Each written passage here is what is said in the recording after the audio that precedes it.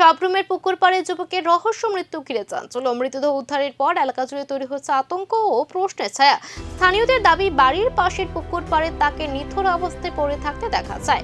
এরপর খবর দেওয়া হয় সাবরুম পুলিশ স্টেশনে। তদন্তকারী পুলিশ কর্মকর্তা এএসআই চেলাফুং মক জানিয়েছেন, ময়নাতদন্তের রিপোর্ট না আসা পর্যন্ত মৃত্যুর প্রকৃত কারণ নিশ্চিত নয়।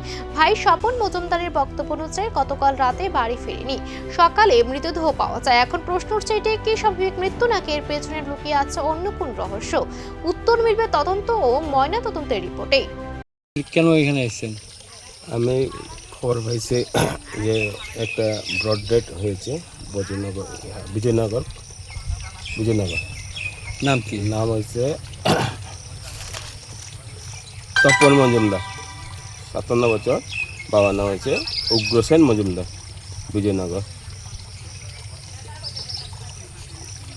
কি অবস্থায় দেখছেন? আয়াতে পুকুর পাড়ের মধ্যে মৃতদেহ পড়ে রয়েছে। প্রাথমিক কোনো ইনফরমেশন আসেনি? একটি নিথর দেহ, একাধিক অজানা প্রশ্ন আর পুকুর পাড়ে নিরাপত্তার আড়ালে লুকিয়ে আছে এমন এক সত্য যা সামনে এলে বদলে যেতে পারে এই ঘটনার পুরো চিত্র। এখন নজর শুধু ময়নাতদন্তের রিপোর্টের দিকে, যা খুলে দিতে পারে এই রহস্য মৃত্যুর আসল দরজা।